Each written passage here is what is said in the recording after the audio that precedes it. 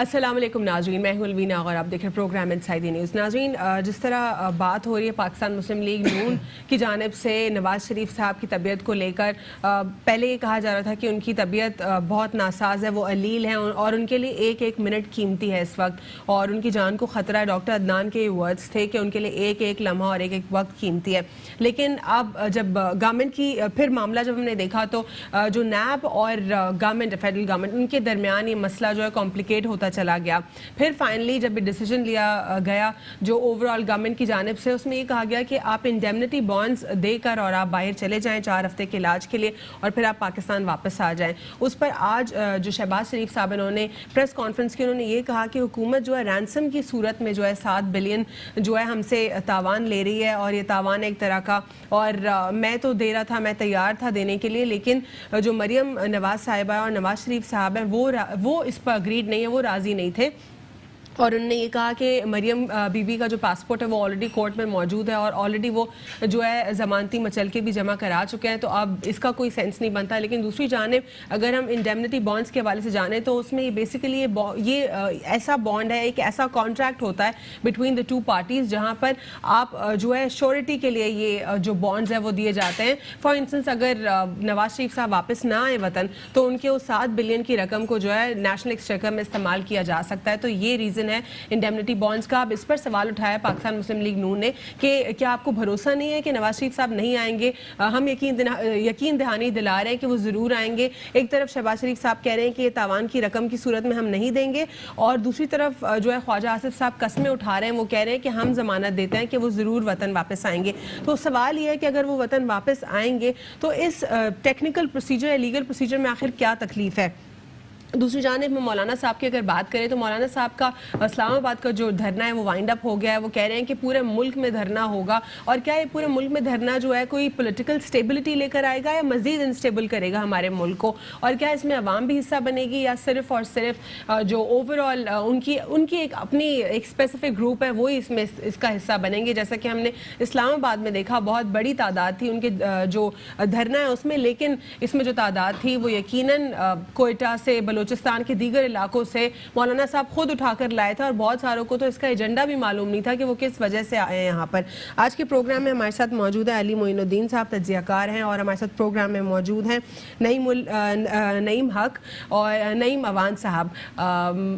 आपके नाम के हवाले से दूसरी बार आपसे माफ़ी चाहती हूँ, दूसरी बार आपका नाम जो मैंने सरनेम तब्दील कर दिया। पाकिस्तान पीपल्स पार्टी से ताल्लुक़ रखते हैं और इन दोनों को जो है प्रोग्राम में फॉर्मली वेलकम करते हैं। अली, आपसे आगाज़ करूँगी और बात करेंगे सबसे पहले नवाज शरीफ साहब की जो तबीयत है उस हवाले से कि बेसिकली उनकी तबीयत ख़राब एक तरफ और ये कहा जा रहा था कि एक एक लम्हा उनके लिए कीमती है, तो इस पर आप क्या कहेंगे? अब क्या ये उनका एक एक वक्त कीमती नहीं, एक एक मिनट उनके लिए, कि अब ये इंडेमनिटी के ऊपर लड़ाई जारी है?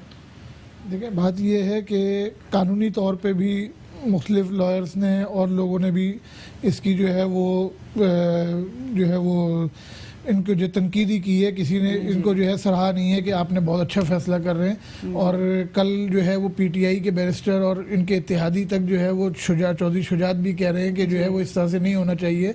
बात यह है कि ये चीज़ जो है वो कानून और आइन के ख़िलाफ़ है। उनका जो मौक़िफ़ है इसमें वो ये बयान कर रहे हैं कि जी कानून और आइन के ख़िलाफ़ है। अगर गवर्नमेंट को कोई रिजर्वेशन थी तो जिस वक्त हाई कोर्ट्स ने ज़मानत दी थी उस वक्त ये इसके खिलाफ अपील कर लेते 15 दिन पहले, इन्होंने वो भी नहीं की।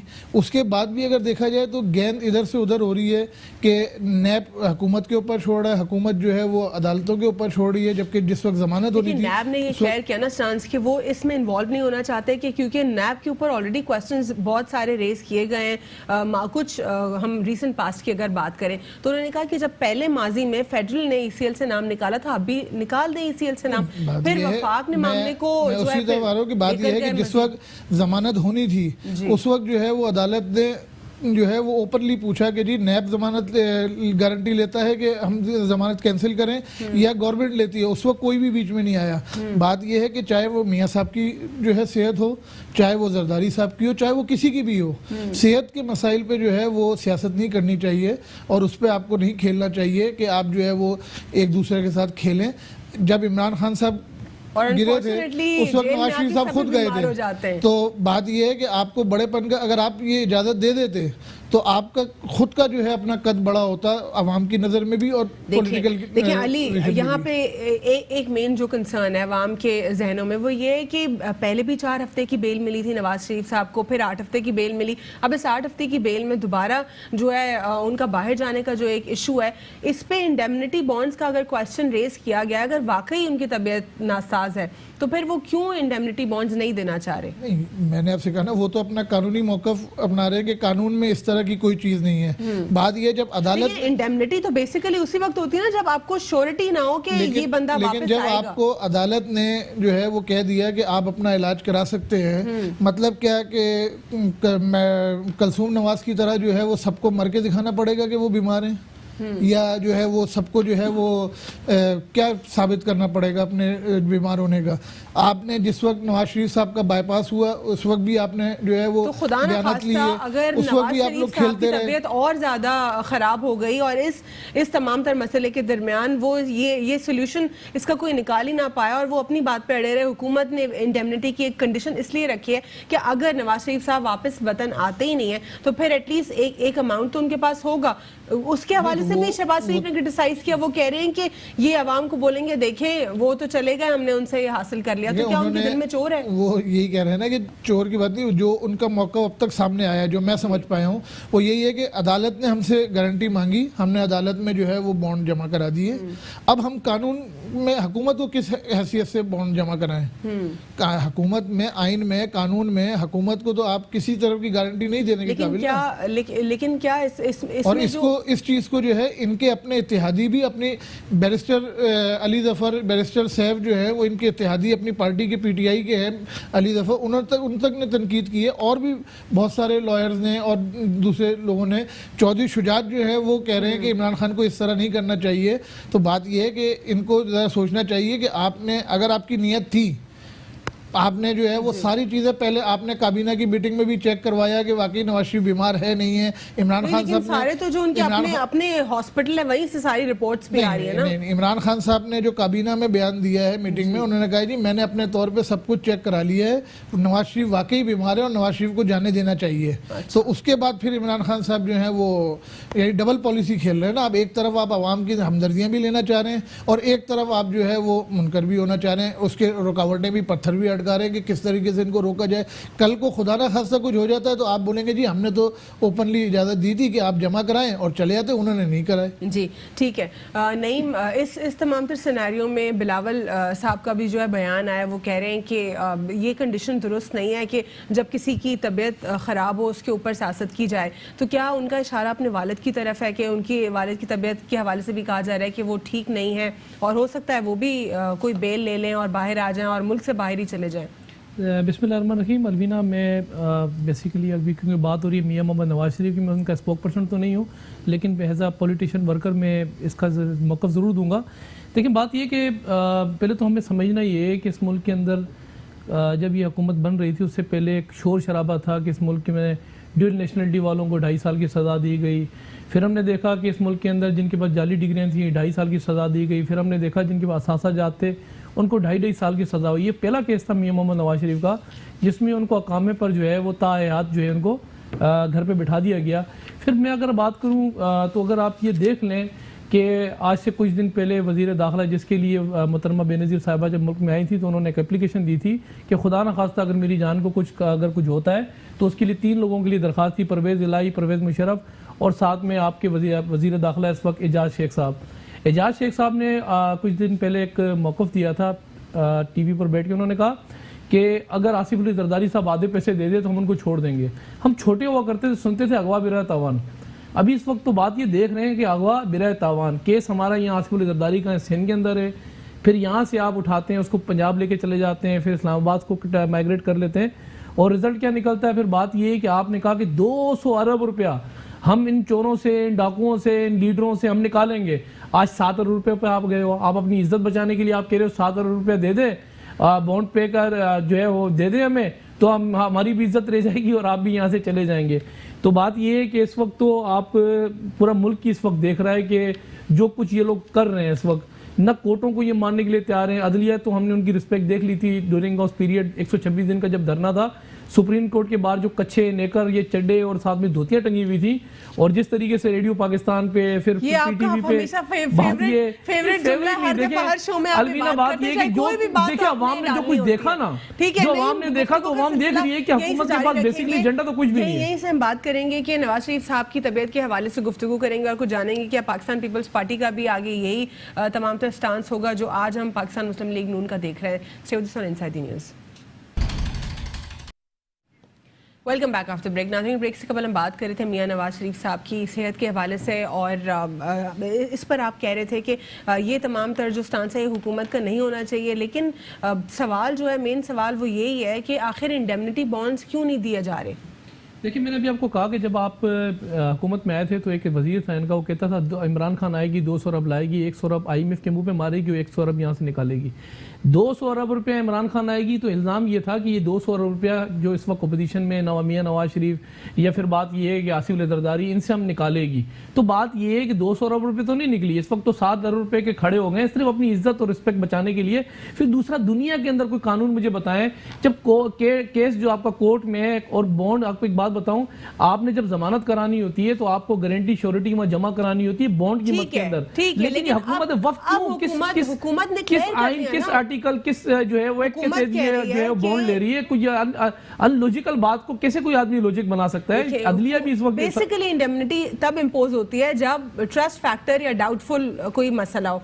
तो अब हुकूमत को अगर डाउट है इसके ऊपर तो फिर इसमें क्या मसला है? आप कर दें वो काम। तो मुझे कोई ये भी तो बताया ना, परवेज मुशर्रफ को, आपको एक इनका वकील है, क्या नाम है इनके वकील का, पहले अल्ताफ हुसैन के वकील थे, मुशर्रफ के वकील थे, आजकल इमरान खान के वकील बने हुए फरूक नसीम साहब। फरूक नसीम साहब, बात ये है कि इस वक्त जो आजकल मीडिया पर आए हुए हैं, पहले कुछ दिन पहले सिंध में आग लगाई हुई थी कि आर्टिकल फलाम लगा देंगे सिंध में, बात ये फिर उससे हटे अब ये नया कोई रूल लेकर आए 73 के आइन में से। बात ये कि हुकूमत के पास 7 अरब रुपए की गारंटी जमा कराएं। जो आर्टिकल फरूक नसीम साहब ने कराची के हवाले से बात की थी वो बहुत क्लियर था, उसमें सिर्फ और सिर्फ डायरेक्शंस देनी थी और एडमिनिस्ट्रेटिव उसके अंदर सिर्फ कंसर्न था, उसमें कुछ भी नहीं था। आप लोगों ने खुद उससे फसाद बना दिया था। वो तो कचरे पर कह रहे थे कि बात ये कि आर्टिकल 70 जो है वो इम्प्लीमेंट हो जाना चाहिए और 18वीं तरमीम को खत्म कर देनी चाहिए। नहीं बोला था ये बात नहीं ये कही थी। देखिए, सिंपल उसमें आर्टिकल में ये मेंशन था कि आपने डायरेक्शंस देनी, अगर कोई काम नहीं हो रहा कंसर्न तो उसको एडमिनिस्ट्रेटिव लेवल पे करना है। ये तो जब आवाज सिंध असेंबली के अंदर उठाई गई कि बात ये कि 18वीं तरमीम के अंदर फरूक नसीम ने जो स्टेटमेंट दिया था, और आपके मैं बताऊं कि सूबाई असम्बली के अंदर जब इस पे आवाज उठाई गई कि डायरेक्शन क्या देनी है, अगर आपने आना है 18वीं तरमीम के अंदर दखल देना है तो ये तरीकेकार ये होते हैं कि अल्लाह ना करे सिंध के, कराची के हालात खराब हो जाएं, कराची के अंदर 12 मई जैसे हालात हो जाएं, उस वक्त भी ये जो है उस वक्त आर्टिकल नहीं लगाए गए थे। दूसरी बात ये रही कि मैं एक बात बताऊं, किसी चीज का कोई एजेंडा होता है अलवीना, बात ये कि एजेंडा हुकूमत के वक्त के पास कुछ भी नहीं है। इस वक्त उलमा रोड पर है, इस वक्त आपके सामने वकील रोडों पर है, इस वक्त स्टूडेंट आपके रोडों के ऊपर है। आप पाकिस्तान पीपल्स पार्टी की तरफ से भी यही स्टांस अपनाया जाएगा? देखिए, पाकिस्तान पीपल्स पार्टी की तरफ तो मैं एक बात करूं कि 6 माह हो गए आसिफ अली जरदारी को, आज इन्होंने 150 इदारे, बात ये कि गोला गंडा वाला सुन रहे थे, फिर हम सुन रहे थे शरबत वाला, फिर हम बर्फ वाला, फिर 3 डब्बे कबाड़ी वाले के अकाउंटों में पैसे चले गए, किधर चले गए सारे? आज आसिफ अली जरदारी को 6 माह से इन्होंने कैद में रखा हुआ है। 160 से ऊपर इदारे इस वक्त लगे हुए हैं, इन्वेस्टिगेशन कर रहे हैं, निकाल के रखे, 1 रुपए की करप्शन वो साबित नहीं कर सके। मैं तो कह रहा हूँ इस वक्त अगवा मेरा तमाम किया जा रहा है। सादा ज़बान में मुझे समझा दीजिए, क्या जिस तरह जरदारी साहब के हवाले से कहा जा रहा है उनकी तबीयत भी नासाज है, क्या वो भी बाहर आएंगे और फिर कुछ उनकी बेल होगी और वो बाहर जाने का इलाज का कहेंगे? देखिए, आसिफ अली जरदारी साहब के वकील ने और हमने क़यादत ने हमारी रब्ता किया था आसिफ जरदारी से, उनकी तबीयत वैसे उनकी जो रिपोर्ट्स आई वो ठीक नहीं है, लेकिन जब वकील ने रब्ता किया तो आसिफ अली जरदारी ने क्लियर कट कह दिया कि मेरी तबीयत खराब है ना, कोई बात नहीं, मैं फेस कर लूंगा, आपको जमानत कराने की जरूरत नहीं है, इनको इन्वेस्टिगेशन करने दो, अच्छे तरीके से कर लें। और आपको बताऊं, कई दफा आसिफ अली जरदारी के लिए वकील ने जब दरखास्त दी जमानत की तो आसिफ अली जरदारी ने वापस ले ली। उसकी वजह ये कि इस मुल्क के अंदर पता लगे ना कि बात ये कि इल्जाम लगाना बड़ा आसान है। मैं आप पे इल्जाम लगाऊं अलवीना आप चोर हो तो साबित भी तो करें ना। आसिफ अली जरदारी को बंद करके बैठे हुए आज 6 माह हो गए, 150-60 इदारे लगे हुए, 4 आने की करप्शन साबित नहीं कर सके हो। फिर दूसरा ये कि मुल्क में आप जाते हो, अमेरिका में कहते हो मैं एसी उतार दूंगा, मैं बात ये कि टीवियां उतार दूंगा, बात ये कि फ्रिज भी निकाल ली है उनके, जहाँ जो दवाइयाँ रखी होती हैं, जहाँ डॉक्टरों की रिकमेंडेशन होती है कि चीज़ें रखी जाती हैं। तो यहाँ इस मुल्क के अंदर तो अंधा कानून और जो चल रहा है इस वक्त कोई मतलब पूछने वाला इनसे नहीं है कि कर क्या रहे और करने क्या, आप लोगों ने करना क्या आगे जाके। हुकूमत वफ़ की बात कर रहा हूँ तो यानी आप ये कह रहे हैं कि इस तरह कोई स्टैंड अपनाया नहीं जाएगा, जरदारी साहब बेल पे बाहर नहीं आएंगे इलाज के लिए? देखिए, आसिफ अली जरदारी साहब के लिए मैंने कहा कि हमने रिकमेंडेशन दी थी, लेकिन आसिफ अली जरदारी ने बिल्कुल इसको क्लियर कर दिया कि आप, मैं यहाँ बैठा हूँ आप जेल के अंदर, आपने जितनी इन्वेस्टिगेशन करनी है, जो जो इल्ज़ाम आपने मुझ पर लगाए हैं, जो आपने मीडिया ट्रायल कराया था, गोले गंडे वाले फला जो कुछ था, आप निकालें मुझसे ना आके, आप साबित करके दिखाएं। हम पे तो बात ये आसिफ अली जरदारी की जब निकाह हुआ था ना, एक छोटा सा वक्फा लेंगे, इसी गुफ्तगू सिलसिला जारी रखते हैं। Stay with us on inside the news. Welcome back after break. नाज़रीन, ब्रेक के बाद हमें प्रोग्राम में ज्वाइन किया डॉक्टर अफनानुल्लाह पाकिस्तान मुस्लिम लीग नून से। आपको भी प्रोग्राम में फॉर्मली वेलकम करते हैं। बात करूंगी मैं अब आपसे इंडेमनिटी बॉन्ड्स के हवाले से। बेसिकली ये इंडेमनिटी बॉन्ड्स के हवाले से जो इतना इशू रेज हो गया है, ये बेसिकली क्यों इतना पाकिस्तान मुस्लिम लीग नून इसके अगेंस्ट है, क्यों नहीं चाहती कि इंडेमनिटी बॉन्ड्स इशू किए जाएँ? देखिए, इंडेमनिटी बॉन्ड जो बुनियादी तौर पे कानूनी तरीका है लेने का, वो तो अदालतों के थ्रू होता है कि अदालत कहेगी आप ज़मानत जमा कराएं, आप मचल के जमा कराएं, अब वो आप जमा करा के उसके अगेंस्ट जो है फिर आपको बेल मिल जाती है। उसके बाद कोई कानून नहीं है पाकिस्तान में कि इस तरह सरकार जो है वो कहे कि जी आप श्योरिटी बॉन्ड दें। ये एक नया, क्या कहते हैं, अपनी नौयत का एक वो है मामला जो पहली दफ़ा होने जा रहा है, और इसकी एक बुनियादी वजह है। इसकी बुनियादी वजह ये है कि PTI ने अपनी सपोर्ट बेस को ये इंश्योर करना है कि जी अगला बंदा चोर है, क्योंकि इसी की बेसिस के ऊपर जो है वो अब एक चीज़ रहेगी, बाकी सारा कुछ तोड़ गया है, 50 लाख घर, 1 करोड़ नौकरियां और जो ख्वाब दिखाए थे। तो अब उस जो सपोर्ट बेस है वो तो उसको खुश रखने के लिए उन्होंने बेसिकली एक फार्मूला ये बनाया कैबिनेट की मीटिंग में। इस मुल्क में मसाइल तो आपको पता है और कोई है नहीं, हमारे सारे मसले हल हो गए। तो अब कैबिनेट की मीटिंग बड़ी लंबी हुई है, उसमें उन्होंने एक इलाज निकाला अपनी सपोर्ट बेस को पॉलिटिकली इंटैक्ट रखने के लिए कि हम एक श्योरिटी बॉन्ड मांग लेंगे 7 अरब रुपए का, और अगर वो श्योरिटी बॉन्ड देंगे तो हम कहेंगे देखें जिसने करप्शन के पैसे जमा करा दिए, अगर नहीं देंगे तो हम कहेंगे इतना बड़ा यू टर्न तो नहीं ले सकते ना कि इंडेमनिटी को वो कन्वर्ट कर दें कि ये अमाउंट हमने इनसे रिकवर किया है। सिंपल इंडेमनिटी के हवाले से अगर देखें तो अफनान, ये जो बेसिक जो कंसर्न है इसका ये है कि अगर जिस शख्स के लिए वो, जिस शख्स की बिहाफ पे वो जमा कराए जा रहे हैं, अगर वो शख्स नहीं आता तो उस कंडीशन में जो लॉस हो रहा है उसको रिकवर किया जा सकता है। तो क्या कंडीशन ऐसी है कि नवाज शरीफ साहब वापस नहीं आएंगे वतन? क्यों नहीं आएंगे? देखें, वो जो अपनी बीवी की, क्या कहते हैं, उसको डेथ बेड पर छोड़ के, क्या कहते हैं, इलेक्शन से पहले आ गए, तो क्यों नहीं आएंगे? देखिए ना, यहाँ तो कोई ट्रैक रिकॉर्ड इस तरह को, शहबाज शरीफ साहब अभी बाहर गए हुए थे 2-3 महीने पहले, वो भी वापस आ गए। ये बुनियादी तौर पे एक पॉलिटिकल टैक्टिक्स हैं PTI के, और उसके अंदर बुनियाद जो मैंने आपको बता दी है वो ये है कि वो अपनी सपोर्ट बेस को ये कहना चाहते हैं कि हमने देखे जी इनसे पैसे नहीं, क्योंकि पैसे तो वैसे और किसी तरीके से निकलने हैं नहीं, तो उन्हें ज़रा खुश करने के लिए कि इनके पास यही तरीका था कि बंदा बीमार है और he is on his death bed, तो ये अब डील इस तरह की बनाएंगे हम, तो वो लोगों को हम कहेंगे कि हमने तो कुछ नहीं किया, ये तो इनका अपना कसूर है, लेकिन वो तो वापस आने के ऊपर तो वापस हो जाएंगे ना, वापस ही हो जाएंगे। देखिए, आप मुझे एक बात है, फवाद चौधरी ने टीवी पे जाके नहीं ये वाली बात बोली कि देखे जी ये पैसे दें और चले जाएं, वो तो देखिए ये नहीं इसके ऊपर बोला है, इसके ऊपर बोला है। देखें, कोई कानून नहीं है इस मुल्क का, कोई प्रेसिडेंट नहीं। क्या मुशर्रफ से लिए थे मुशर्रफ से? उसका जवाब कौन देगा? नहीं, मैं आपसे पूछ रहा हूँ, क्या मुशर्रफ से लिए थे? तो भैया अगर आप प्रेसिडेंट नहीं है, आप बताएं कोई प्रेसिडेंट अगर है तो वो हम उसके लिए बैठे हुए। बात यह है कि मियाँ साहब की जायदाद बहुत ज़्यादा बड़ी तादाद में पाकिस्तान में मौजूद है, जिसकी 6-7 अरब रुपए से बहुत ज़्यादा वैल्यू है। आप किसी तरह भी लगा लें तो अदालत कुरकुरी करे और उसको, क्या कहते हैं, नीलाम कर दे, यही है ना। लेकिन ये काम अपना गवर्नमेंट का करना इस बात को शो करता है कि बदनीयत है बुनियादी तौर पे, और ये मियाँ साहब की जान के साथ खेल रहे हैं, और इसलिए खेल रहे हैं क्योंकि इनको ये समझते हैं कि ये अगर अब पॉलिटिकल ओपोनेंट जो है वो उसको कत्ल कर देंगे या उसको जहर दे देंगे तो ये जो है अपना जो है वो अकेला जो है वो डोंकी राजा जो है वो डांस करेगा। इस तरह नहीं हो सकता है, कहते हैं। ये अगर ये समझते हैं कि सियासत इस तरह का मामला नहीं है कि इमरान खान साहब समझे कि वो अकेले हो जाएंगे तो अकेले रहता रहेगा, ये उल्टे टंगे में होंगे कुछ अरसे में। लेकिन डॉक्टर अफनान, जो शहबाज शरीफ साहब कह रहे हैं, एक तरफ वो कह रहे हैं कि वो अग्रीड थे, वो देने के लिए कम्प्लीटली राजी थे, लेकिन मरियम बीबी ने और नवाज शरीफ साहब ने उनको कहा कि आप ये ना जमा कराएं, क्योंकि ऑलरेडी उन्होंने जो है जमानती मचल के भी जमा करा दिए, पासपोर्ट भी उनका अदालत के पास ऑलरेडी है, लेकिन अब इसका कोई मकसद नहीं बनता। दूसरी तरफ उन्होंने ये कहा कि इन केस अगर नवाज शरीफ वापस नहीं आते तो वो आवाम से कहेंगे देखिए हमने ये पैसे रिकवर कर लिए। क्या रिकवर कर लिए? ये कहते थे कि 6-60 शहबाज शरीफ साहब का ये कहना, क्या आपको नहीं लगता कि थोड़ा सा कुछ नहीं? देखिए हम क्यों अब अव्वल तो जो डिस्कशन बिटवीन मियां साहब मरियम एंड शहबाज शरीफ साहब, उसको तो मैं डिस्कस करूंगा नहीं।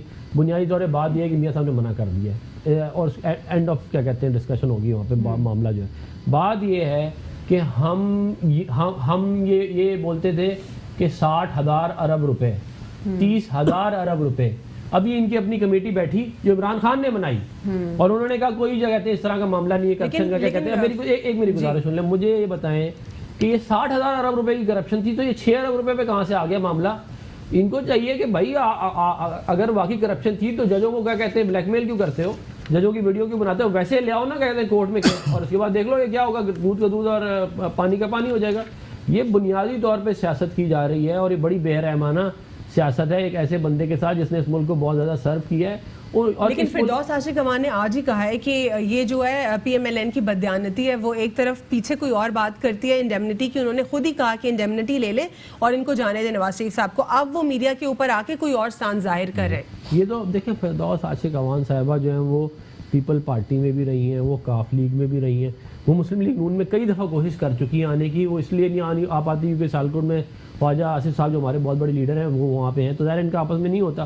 तो फिरदौस आशिक अवान इस बात का बड़ा इम्कान है कि अगर इस मुल्क में अल्लाह ना करे अमेरिका आके बैठ जाए ना तो उसकी भी इंफॉर्मेशन मिनिस्टर होंगी, क्योंकि उनका ना कोई दीन है ना ईमान है।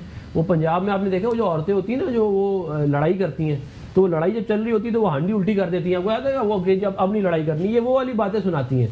आप अगर कभी इनकी बातें सुने ना तो आपको अंदाज़ा होगा कि ये वो बिल्कुल बैकवर्ड लो लेवल टॉक है जो आप किसी क्या कहते हैं मतलब रेडी वाला ना आपसे करे, ये टीवी पे बैठ के इन्फॉर्मेशन मिनिस्टर। लेकिन ख्वाजा आसिफ साहब तो एक तरफ कस्में उठा रहे हैं, वो यकीन दहानी करा रहे हैं कि हम जमानत लेते हैं। देखिए हम जमानत 1,31,00,000 वोट की जमानत है जी, हमारी लीडरशिप की जमानत है। भी तो जमानत ही है ना। हाँ तो इमरान खान दे देना, अलीमा बाजी से ले ले।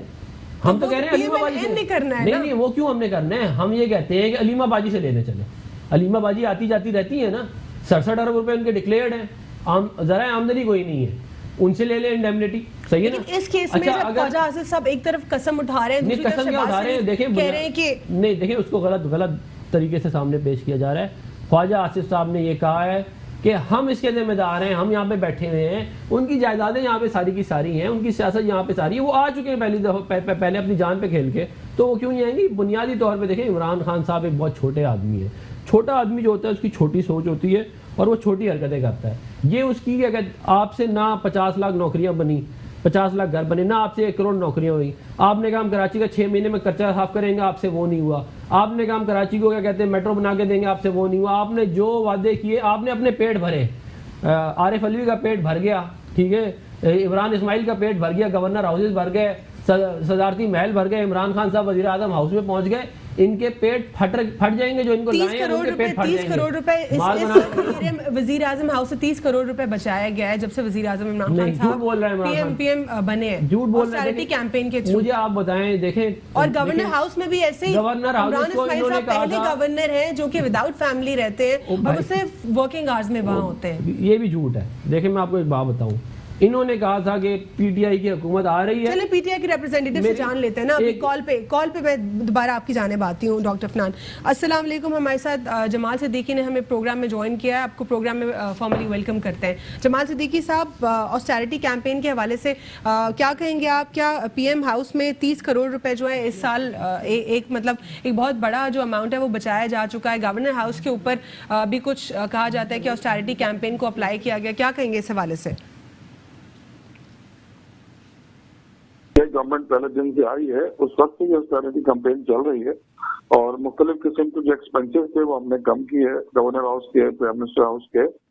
और मैं समझता हूँ कि इस पर किसी को शक नहीं होना चाहिए और अगर किसी को शक है और तनकीद का ख्वाहिशमंद है तो उसका इलाज हमारे पास नहीं है।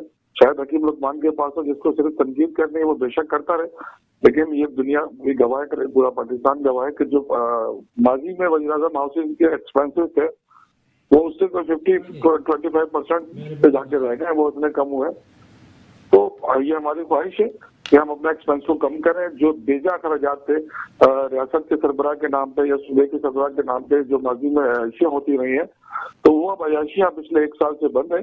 और हमें खुशी है कि इन आयशों से हमें कुछ हासिल नहीं है कि ये पैसे अगर बचेंगे तो इस मुल्क के काम आएंगे। जो पैसे बच सकते थे माजी में भी और आज भी बचाए जा रहे हैं, तो पहले भी बचाए जा सकते थे, इस मुल्क के काम आएंगे, इस मुल्क की आवाम के काम आएंगे।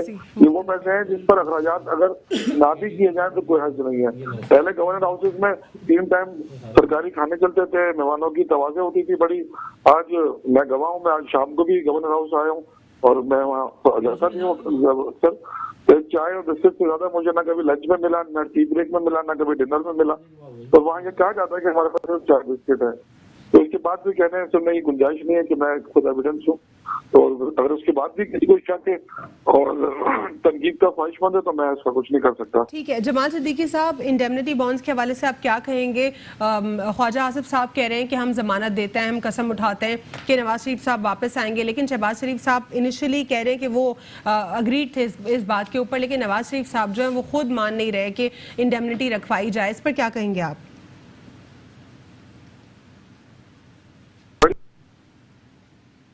जमाल साहब, इंडेमनिटी बॉन्ड्स के हवाले से आप क्या कहेंगे कि PMLN को जो है कहा गया है कि इंडेमनिटी बॉन्ड्स की आप एक श्योरिटी दे दें और फिर नवाज शरीफ साहब जो है वो ट्रैवल कर सकते हैं बाहर, लेकिन इस पर पाकिस्तान मुस्लिम लीग नून राजी नहीं दिखाई देती।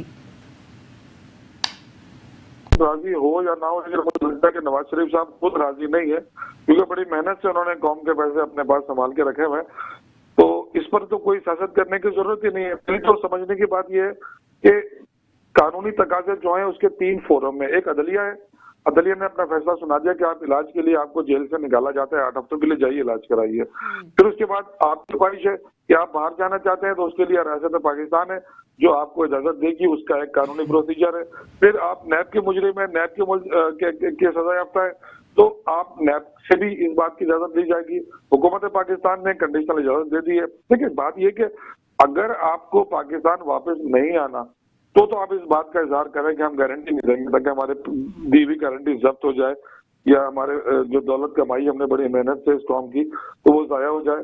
अगर किसी ने वापस आना होता है तो वो फौरन मुंह पे फेंक के मारता है गारंटी की, ये ले जी गारंटी है, मुझे अपनी जान जाता है। हमें तो ये लगता है कि नून लीग के अंदर से ही कोई ऐसी चीज है कि जो इन सब चीजों पर नवाज शरीफ साहब को अटका के रखे बैठी है कि उनकी जान को खतरात लाक हो और उनको शायद एक दफा इक़्तिदार के लिए जो माजी में सियासत का हिस्सा रहा है कि उन्हें कोई पार्टी में कोई शहीद चाहिए जिस पर वो सियासत कर सके और अगला इक़्तिदार ले सके शहबाज शरीफ। तो मुझे तो इस चीज की बू आ रही है कि उन्हें किसी को भी नवाज शरीफ से इंटरेस्ट नहीं है और सारे मिलकर इस बात पे बसे थे कि जी नवाज शरीफ जो सिक्योरिटी बॉन्ड है वो जमा ना कराएं। क्यों ना जमा कराएं? जब उन्होंने इलाज करा के वापस आना है और वो कसम खा रहे ख्वाजा आसिफ को जी मैं कसम खाता हूँ, तो भाई कसम ना खाओ। तो एक गवर्नमेंट ने आपसे पेपर मांगा है वो आप पेपर जमा करा दो। हम आपसे कैश नहीं मांग रहे, कोई ज्वेलरी नहीं मांग रहे, कोई डॉलर पाउंड नहीं मांग रहे, कुछ नहीं मांग रहे, सिर्फ एक सादे कागज पे 4 लाइनें आप लिख के दे दें कि हाजी मैं वापस आ जाऊंगा। तो इसमें कौन सी कमाल है? ठीक है, मुझे तो इस बात की बू आती है। लाइब्रेरियां बना रहे थे, वो कौम आपसे पूछ रही है वो कब बना रहे हैं आप लोग जो है वो लाइब्रेरियां? PM हाउस के जो आप कह रहे हैं बजट कम कर दिया, उसकी यूनिवर्सिटी में दाखिले कब खोल रहे हैं? थोड़ा सा आवाम पूछ रही है आपसे। मैं आपकी जानिब आऊंगी। मुझे जमाल साहब, जो मौलाना साहब का जो धरना है वो वहां से वाइंड अप हो गया इस्लामाबाद से, अब वो कह रहे हैं अक्रॉस द कंट्री होगा, तो इस पर आप क्या कहेंगे? दिन भी बिला वजह था और आज भी उनका प्लान भी बिला वजह, जो जिल्लत उनके मुकद्दर में प्लान लेगी थी, अब वो उससे ज्यादा जिल्लत प्लान ले रही है। क्योंकि जब आप किसी भी सूबे की सड़कें बंद करेंगे, शाहराएं बंद करेंगे, तो वो सूबाई गवर्नमेंट की जिम्मेदारी है। पाकिस्तान हुकूमत ने भी कह दिया कि अगर सूबे की सड़कें बंद करेंगे तो वो उनसे आईनी हाथों से निपटेंगे। तो मौलाना को मुबारक देता हूँ कि जिन इत्तेहादियों को वो सारे स्टेज पे खड़े करके तकरीरें करवा रहे थे, अब अगर वो सड़कें बंद करेंगे सूबा सिंध की तो यही लोग आपको छोटे डंडे भी मारेंगे ताकि आपको लग पता जाएगा कि आपके साथ कौन कौन खड़ा है, कौन कौन नहीं खड़ा हुआ। मौलाना को खुद भी अंदाजा हो गया कि इनके साथ ना नून लीग खड़ी है ना पीपल्स पार्टी खड़ी है, क्योंकि दोनों जमातें नहीं चाहती कि वो असल अपोजिशन है और उनके होते हुए एक तीसरा आदमी आके एक मेन स्ट्रीम पे आ जाए और वो दोनों लोग पीछे रह जाए। इसीलिए उन्होंने भी इतना ही साथ निभाना था और ये मौलाना शिरकत करने के लिए बहुत बहुत शुक्रिया। सड़कें तो उन्होंने 126 धरने के दरमियान याद हो गए कि जी नहीं, मुझे एक वक्फा लेना है, नहीं वक्फे के बाद गुफ्तगू सिलसिला जारी रखते हैं। Stay with us on inside the news. Welcome back after break. नाज़रीन, ब्रेक से कबल हम बात कर रहे थे ऑस्टेरिटी कैंपेन के ऊपर, जो हुकूमत की जानिब से कहा जा रहा है कि उन्होंने अपनी ऑस्टेरिटी कैंपेन की वजह से जो है काफ़ी पैसा जो है वो नेशनल एक्सचेकर का बचाया है। अब हम जो है बात करेंगे मौलाना साहब के हवाले से। जो उनका धरना है वो इस्लामाबाद से वाइंड अप हो गया, लेकिन वो कह रहे हैं क्रॉस द कंट्री होगा। तो अली, आपको क्या लगता है क्या वाकई क्रॉस द कंट्री हो पाएगा? जिस तरह इस्लामाबाद में हमने स्ट्रेंथ देखी, क्या पूरे मुल्क में हम इस तरह स्ट्रेंथ देख पाएंगे? देखिए, अब ये तो आने वाले वक्त में पता लगेगा कि मौलाना साहब की क्या हिकमत अमली होती है और उसको किस तरह करते हैं। बज़ाहिर अगर देखा जाए तो मौलाना साहब को इस चीज़ का क्रेडिट जाता है कि जो पहले 126 दिन का धरना हुआ उसमें कितनी तोड़फोड़ हुई, यहाँ पे एक पत्ता भी नहीं टूटा। दूसरी बात यह है कि तहरीकें नाकाम भी होती हैं, कामयाब भी होती हैं, लेकिन उनके असरात जो हैं वो बाद में आते हैं। और मौलाना साहब जिन दिनों धरना दे रहे थे या उन्होंने मार्च किया हुआ था, उन दिनों हुकूमती नुमाइंदों की नींदें हराम हुई हुई थी। तभी उन्होंने चौधरी बरादरान को भी बीच में डाला हुआ था, औरों को भी डाला हुआ था। मौलाना साहब ने ख़त्म करने दिया, ख़त्म कराया गया। तो पहले बात तो यह है कि हुकूमत को चाहिए कि बयान सही दे कि नहीं तो मौलाना साहब दे देना बयान, नहीं बीच में नुमाइंदों को डाल के, और मौलाना साहब से जो है इस चीज़ को ख़त्म करवाया गया है।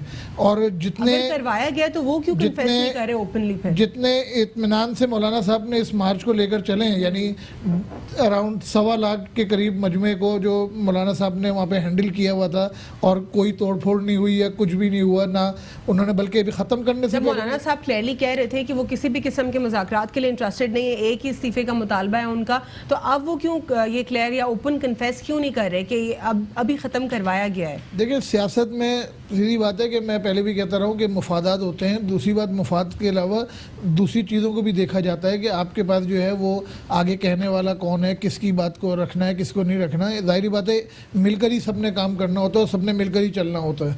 एकदम आप जो है वो रद्द नहीं कर सकते, किसी की बात को जो है ना नहीं कर सकते। उसके अलावा आप देखें मौलाना साहब को कि प्लान बी में वो कह रहे हैं कि पूरे मुल्क में हम प्रोटेस्ट करेंगे। क्या कोई प्लान सी भी होगा, या आपको लगता है प्लान सी भी यही होगा, उस पर भी वो एक ही बात करेंगे अपनी कांस्टेंट? अब ये तो वो पूरी चीज़ें वाज़ह करें तो पता लगे कि प्लान सी क्या है, प्लान डी क्या है। लेकिन प्लान बी में भी उन्होंने जो है वो अपने कारकुनों को जो है वो पूरी जो है वो ताकीद की है कि किसी से उन्होंने लड़ना नहीं है, आवाम को परेशान नहीं करना, और ना जो है वो पुलिस वालों पे कुछ करना है जिस तरह पहले होता रहा। तो अगर इस तरीके से करते हैं तो मौलाना साहब जो है वो एक लिहाज से देखा जाए तो अपने एहतजाज का हक जो है वो, एहतजाज तो हर पार्टी का हक है, ठीक है ना, कानूनी तौर पे हर सियासी पार्टी का हक है एहतजाज करना। लेकिन जिस पुरअमन तरीके से कर रहे हैं ये एक नई रवायत है कि इससे पहले देखने को नहीं मिलती। नहीं मवान साहब, पाकिस्तान पीपल्स पार्टी ने क्या साथ छोड़ दिया मौलाना साहब का?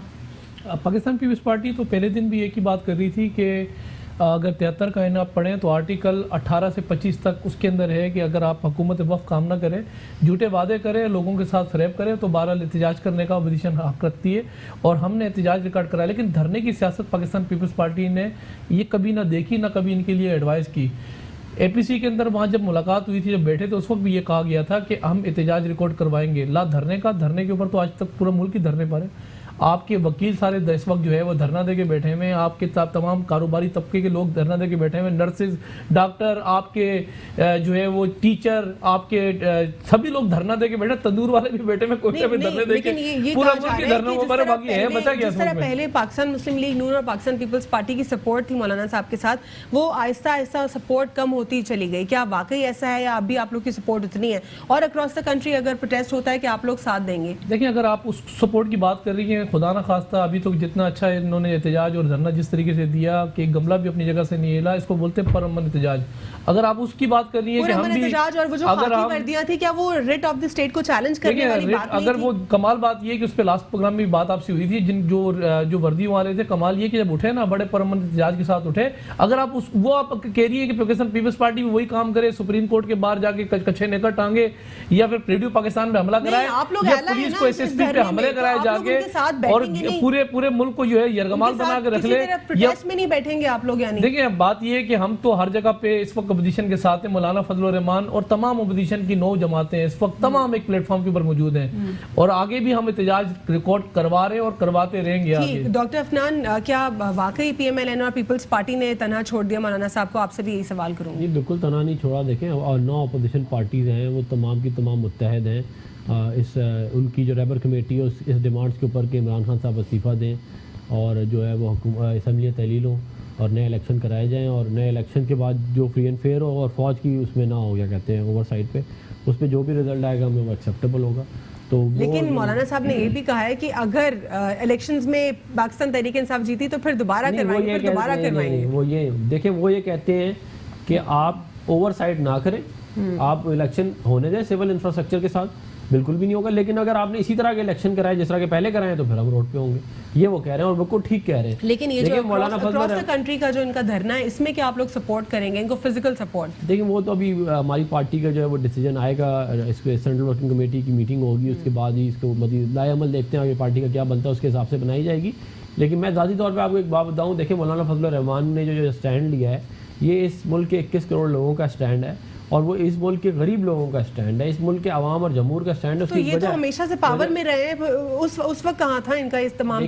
हमेशा से पावर में जरूर रहे, लेकिन आप किसी की मतलब क्या कहते हैं, अब इमरान खान साहब की हिस्ट्री निकाल के अगर हम बात करना शुरू कर दें तो फिर तो कोई भी, वो तो मास्टर ऑफ यू टर्न है, वो तो कहते हैं आज कुछ कहें कल कुछ और बोलना। लेकिन इनके पास तो पावर्स भी थी और इन्होंने कश्मीर कमेटी के ऊपर क्या किया, इन्होंने कहीं पे कोई 5 साल के में क्या कारनामे अंजाम दिए थे कि वफाक में हुकूमत मिल गई। आप मुझे ये भी तो बताएं ना। देखें अगर नहीं सब बराबर नहीं हुए, बात यह है कि इस मुल्क की चलती हुई इकॉनमी का सत्यानाश कर दिया गया।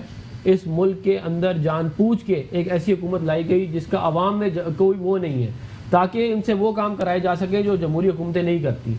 ये है बुनियादी बात जो लोगों को समझ। देखिए इस मुल्क के अंदर महंगाई हुई, इस मुल्क में मेट्रोज बंद हुई, इस मुल्क के अंदर मोटर्स बननी बंद हो गई, इस मुल्क की तरक्की का पहिया रोक दिया गया ताकि वो सारा पैसा ले जाए आवाम का और जो ले जाए उनकी जेब में डाला जाएगा। अगर वाकई ये जो आप बात करें, इससे हासिल क्या है? इससे हासिल देखें ये है कि हमने एक बात तो साबित होगी कि ये जो इलेक्शन ब्रेक करके समझ रहे थे कि कोई मसला ही नहीं है, हम दोबारा कर लेंगे, उनको एक बात तो समझ में आ गई कि ये मजाक जो है ये एक दफ़ा हो गया, ये दोबारा जो है आवाम इसको बर्दाश्त नहीं करेगी और मामला जो है वो खाना जंगी की तरफ चला जाएगा। एक बात। दूसरी बात ये है कि ये जो अभी रोडों के ऊपर निकल रहे हैं, पाकिस्तान के ज़र मुबादल 10 से 15 अरब जो डॉलर्स में जो एक इजाफा हो रहा है, स्टेट बैंक की रिपोर्ट है, इससे एग्री करते हैं, डिसएग्री करेंगे आप? देखिए 18 बिलियन डॉलर हम छोड़ के गए थे, अब वो 15-16 बिलियन डॉलर ऊपर नीचे आप कर लें, वो 100 मिलियन डॉलर ऊपर भी चले गए होंगे, मुझे नहीं पता।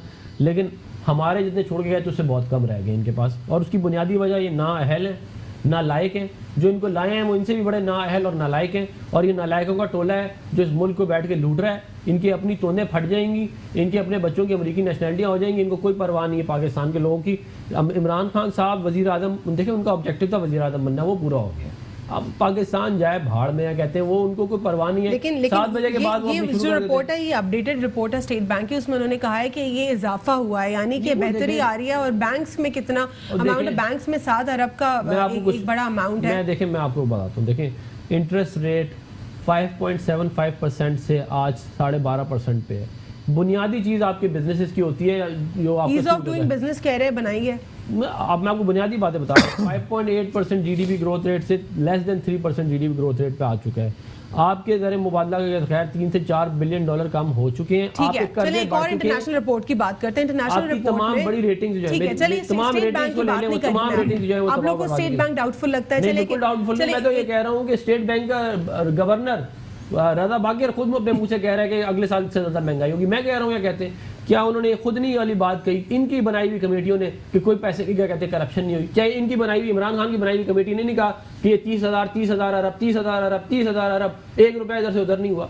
ये झूठ बोलते हैं, फ्रॉड करते हैं, डबल शाह है बुनियादी तौर पे। देखिए डबल शाह का काम क्या होता है, वो आपको एक तरफ लगाएगा, आपका दिमाग उधर से जैसे आपको लगेगा कहीं और आपको लगा देगा, और वो सारे लोगों को फ्रॉड करके दिखाता रहेगा। ये डबल शाह है, ये पॉन्जी स्कीम है। एक दिन आवाम के सामने ऑलरेडी हो चुके हैं, एक्सपोज मजीद हो जाएंगे और ये मामला जो है लिपट जाएगा। क्या इस तरह थोड़ी चलते हैं मुल्क? आपने अच्छी खासी चलती हुई इकॉनमी तबाह बर्बाद कर दी। आप मुझे एक बात बताएं, क्यों नहीं बनाते green line? Artificial currency control को बहुत क्रिटिसाइज किया जा रहा है, और असद उमर साहब ने कहा कि कोई आर्टिफिशियल कंट्रोल नहीं था। असद उमर साहब हमारे कहते हैं वो लीडर है, उन्होंने कहा कि क्या कहते हैं इसाक डार ने कोई क्या कहते हैं डॉलर को वो नहीं किया होता। बात देखें, नाअहल और नालायक डफर जो है ना, उनसे आप एक्सपेक्ट ना करें कि वो लेकिन डॉक्टर अफनान, पिछली दौर हुकूमतों में ये एक एग्रीकल्चरल स्टेट है। टमाटर का तो आप पूरा बहरान देख ही रहे हैं कि एक भारत के साथ जो इतनी टेंशन क्रिएट हो गई, उसमें क्या यहाँ पे एक बुरा तमाम तर सिनेरियो क्रिएट हो गया। ये एग्रीकल्चरल स्टेट में टमाटर भी नहीं उग सकते। देखिए एक एंटी रैबीज वैक्सीनेशन भी पिछले कई सालों में आपने प्रोडक्शन नहीं करवाई। मसला इन्हें से पूछे ना, नहीं आप लोग पहले इक़्तिदार में रहे ना, आपने और आपने इक़्तिदार में रह के क्या किया फिर? 25 रुपए किलो पे छोड़ के गए थे, 25 से 30 रुपए के ऊपर। आप देखें हमारे साथ ज्यादती नहीं होनी चाहिए ना, हमने 5 साल नहीं बढ़ने दिया। आप छोड़े 2 मिनट के लिए सारा कुछ, ये आती इनसे सारी काम उल्टे हो गए, इनसे बिजली महंगी, गैस महंगी, टमाटर महंगे, प्याज महंगी, कोई चीज नहीं। प्राइस कंट्रोल अथॉरिटी का नाम आप मानते हैं? डीसी हिल नहीं सकती प्राइस। अगर लोग बैठे यहाँ पे मुझे नईम से जानना है, मेरी बात सुने, प्राइस ऊपर जा नहीं सकती अगर आपका सही क्या कहते हैं इंफ्रास्ट्रक्चर बैठा हो, हिल नहीं सकती। अच्छा, सिंध के हवाले से मैं यहाँ से बात करूँ कि सिंध में क्यों इस तरह हो रहा है कि जो तमाम तरह इन्फ्लेशन है वो आप सारा का सारा कसूर इसके वफाक के ऊपर डाल देते हैं। प्राइस कंट्रोल अथॉरिटी तो आपका डोमेन है, आपको कंट्रोल करना है। सब्जी मंडी में क्यों सारे तमाम तरह जो पूरी दुनिया के अंदर अगर मेशत और उसकी इकोनॉमी चेक करनी हो ना, उस मुल्क की जीडीपी रेट चेक करने हैं। सबका हुकूमत 5.8 पे छोड़ के गई थी और अभी 2.8 पे खड़ी हुई है। मेशत कभी भी बात है कि 8/8 के लंगर खाने से जो है इफ्तिताह करने से मेशत नहीं होती है। बात ये कि मेशत चलाने के लिए हुकूमत जब आई थी तो उस वक्त 24,000 अरब के नीचे था ये मुल्क, आज 30,000 अरब के नीचे। आप इस बात को एक्सेप्ट कर लें, इस वक्त 30,000 अरब हुकूमत वक्त करेंगे या नहीं करेंगे? देखिए अभी तो बात ये कि जितना काम पाकिस्तान पीपल्स पार्टी इस वक्त 3/3 इलेक्शन के अंदर यहाँ इलेक्ट होकर यहाँ आई है, ये पहली दफा ऐसा हुआ है कि आपको पता होगा कि 3 सूबों में तो पीटीआई को हुकूमत मिल गई है, लेकिन सुबह सिंध में रहने वाले, मैं सिंध की बात कर रहा हूँ, सिंध के लोगों ने पाकिस्तान पीपल्स पार्टी को 3/3 जो है वोट से इलेक्ट किया और यही हमारा विजन था जिसको हमने यहाँ अल्हम्दुलिल्लाह आज आपको पता होगा कि दीगर सूबों से आने वाले लोग इस कराची का, इस सिंध का रुख करते हैं। ये बेसिकली मैं सिर्फ ये जानना चाह रही हूँ कि जो स्टैटिस्टिक्स है उसको आखिर आप लोग क्यों उसको नहीं देख रहे? जो प्राइस कंट्रोल अथॉरिटी है वो क्यों अपना काम दुरुस्तगी से नहीं कर रही? जो अशिया खुर्दनोशन की कीमतों के हवाले से अगर हम कोर्ट का ही ऑर्डर देख लें, 94 रुपए के हवाले से किलो का कहा गया है दूध का, वो 100 से ऊपर है हर जगह पर। दूसरी जानिब सब्जियों की बात करें, फ्रूट्स की बात करें तो सब्जी मंडी में डिफरेंट रेट्स हैं, बिल्कुल 200% का मार्जिन लगा के आखिर कौन बेच रहा है, क्यों बेच रहा है? ये तमाम जो मुनाफा है, जो सारा एक आर्टिफिशियल मुनाफा कमाया जा रहा है, ये क्या सिनेरियो, क्या सिंध की हुकूमत को इस पर कोई एक्शन नहीं लेना चाहिए? देखिए कल भी अल्हम्दुलिल्लाह डीसी ऑफिस के अंदर जो है मीटिंग हुई थी और सीएम साहब ने इंस्ट्रक्शंस दिए तमाम डीसीज को कि जितने भी प्राइसेस इस वक्त अप चलेगा उनको कंट्रोल कर लें। फिर दूसरा भी एजेंडा में अगर बात करूं, सोशल मीडिया पर टमाटर इस वक्त बात कर रहे हैं, डॉलर और पेट्रोल को क्रॉस करते हुए डॉलर मुर्गी से भी ऊपर चला गया है, सॉरी आपका टमाटर मुर्गी से भी ऊपर चला गया है। और बात ये कि हफीज शेख साहब कहते हैं कि मार्केट के अंदर जो है वो टमाटर 17 रुपए किलो जो है वो अवेलेबल है। यही डॉक्टर फिरदौस अवान साहबा भी यही फरमाती हैं। तो बात ये है कि जब हमने इनसे बात करते हैं कि ये जो चीजें महंगी आप लोग कर रहे हैं, जो कंट्रोल लिस्ट से आप लोग बाहर निकल रहे हैं, वो कहते हैं जी बात ये है कि हमें चीजें पीछे से महंगी आ रही हैं। पेट्रोल आपके मुल्क के अंदर से, तो जानना चाह रही हूँ सब्जी मंडी में रेट्स क्यों इतने डिफरेंट है? बात ये है कि अगर बात करूँ सब्जी मंडी के अंदर तो पीछे बुनियादी तौर पे देखें, ये काम गुड गवर्नेंस का होता है कि आपने प्राइस कंट्रोल रेट होता है, गवर्नमेंट रेट नहीं है गवर्नमेंट। जब आपकी हुकूमत सिंध की बात नहीं, वफाक तो 18वीं तरमीम से नहीं निकल रही है लोग बाहर। देखिए बात ये है कि वफाक, ये सारा कुछ इमरान खान साहब बोलते थे वफाक का काम है। अब जब अपने पे आइए तो जो कह रहे हैं सूबे का काम है, ये कोई मजाक है? क्या कहते हैं कुछ तो खुद भी कर ले, कुछ तो खुद भी कर ले। मुझे काटने की दवाई के पीछे सिंध को लगाते, ये नहीं बताते कि दरामद इंडिया से होती है और ये वफाक तमाम सूबों को देती है। बात ये कि ये नहीं बताते, हमें इख्तियार देते, हम बना लेते, हमने तो नहीं मना किया। मुझे आप ये बताएं कि जिस हुकूमत के अंदर जो वज़ीर आज़म है उसकी इतनी औकात नहीं है कि वो श्रीलंका के एम्बेसडर खुद अपनी मर्जी से लगा सके, उस मुल्क के वज़ीर आज़म से आप एक्सपेक्ट कर रही हैं कि वो प्राइसेस कंट्रोल करेगा? वो तो पेओ ने कहते हैं अपने वज़ीर आज़म, उससे ज़्यादा उसका कुछ कर नहीं सकता। इस वक्त जो है अब डॉक्टर अफनान भी यही बात कर रहे हैं कि इनके दौर में जो है ये कहा जा रहा था कि वफाक की जिम्मेदारी है, प्रोविंसेस को अलग कर लिया गया था, और अब वफाक ही कह रहे हैं कि सारी वफाक की जिम्मेदारी नहीं, प्रोविंशियल लेवल पे एज पर दी 18 जो अमेंडमेंट है कॉन्स्टिट्यूशन में उसके हवाले से बिल्कुल डिफरेंट सिनेरियो है। तो ये तो एक दूसरे के ऊपर हमेशा डालते रहेंगे, सिनेरियो तो ऐसे ही रहेगा। क्या प्राइस कंट्रोल अथॉरिटी आज से पहले क्या मजबूत रही? सिर्फ सिंध की बात करते हैं, क्या पीपल्स पार्टी का डोमेन नहीं है? 18वीं तरमीम के बाद जो है वो सिंध के अंदर प्राइस कंट्रोल अथॉरिटी जो है वो सिंध गवर्नमेंट के अंडर में आती है, पंजाब के अंदर पंजाब, यानी तमाम सूबाई गवर्नमेंट हर प्रोविंस के अपने अंडर में आती है। और जो हमारे यहाँ महंगाई की शरह है वो पूरे पाकिस्तान में बढ़ी हुई है, तमाम सूबों के देकर, और पूरे मुल्क में फैली हुई है। और ये कोई सूबा काम नहीं कर रहा ना, कोई सूबा, बल्कि फेडरल गवर्नमेंट और तमाम सूबाई गवर्नमेंट जो है काम नहीं कर रही। अगर आप बात करें कुत्ते के काटने की वैक्सीनेशन जो है वो हमारे यहाँ लोकल कभी जो है वो तैयार करने पे मैन्युफैक्चर क्यों नहीं हो सका? एक सिंपल फॉर्मूला नहीं बन सकता? अगर आप लोकल इसको मैन्युफैक्चर करें तो इसकी कॉस्ट 50 या 100 रुपये से ज़्यादा की नहीं है अगर आप लोकल मैन्युफैक्चरिंग करें। लेकिन हमारे यहाँ जो है वो कभी इस चीज़ पे फोकस किया नहीं, ना फेडरल ने किया ना सुबो ने किया इन चीज़ों पे। कभी भी यही तो बुनियादी मकसद है कि कभी भी इन चीज़ों की प्रोडक्शन के ऊपर कभी कोई बात ही नहीं हुई, ना हो सका। अब जो आपने बात की, कोर्ट का ऑर्डर आया 94 रुपये लीटर दूध का, लेकिन आज तक की तारीख में कहीं पे भी आपको 94 रुपीज़ पे नहीं है, सब जगह 110 रुपये 120 रुपये यही चल रहा है। तो इसमें जो है वो हमारी जो हुकूमतें हैं वो नाकाम है, चाहे फेडरल हो चाहे प्रोविंशियल हो। अली मोइन साहब, बहुत बहुत शुक्रिया आपका प्रोग्राम में शिरकत करने के लिए। नई मेहमान आपका भी और डॉक्टर अफनानुल्लाह, आप तीनों मेहमानों का प्रोग्राम में शिरकत का बहुत बहुत शुक्रिया। और कुछ चीज़ें कंक्लूड करें जिसमें यही है कि जो प्राइस कंट्रोल अथॉरिटी है वो इंडिविजुअल कैपेसिटी में हर प्रोविंस को खुद देखनी है, और बहुत सारी जो मसाइल है वो हमारे प्रोविंशियल लेवल के उनको खुद ही टैकल करने होंगे, और फेडरल के अपने मसाइल हैं, और बहुत सारे इस तरह हमारे मुल्क में मसाइल हैं जो कि जिनको कन्फ्यूजन की वजह से जो है बहुत ज़्यादा और कॉम्प्लिकेट कर दिया जाता है। उम्मीद है कि कुछ बेहतरी होगी और दोनों जो है अपनी एंटाइटीज़ में बेहतर काम कर सकेंगे। आज के लिए इतना ही। अल्लाह हाफ़िज़, गॉड ब्लेस यू ऑल।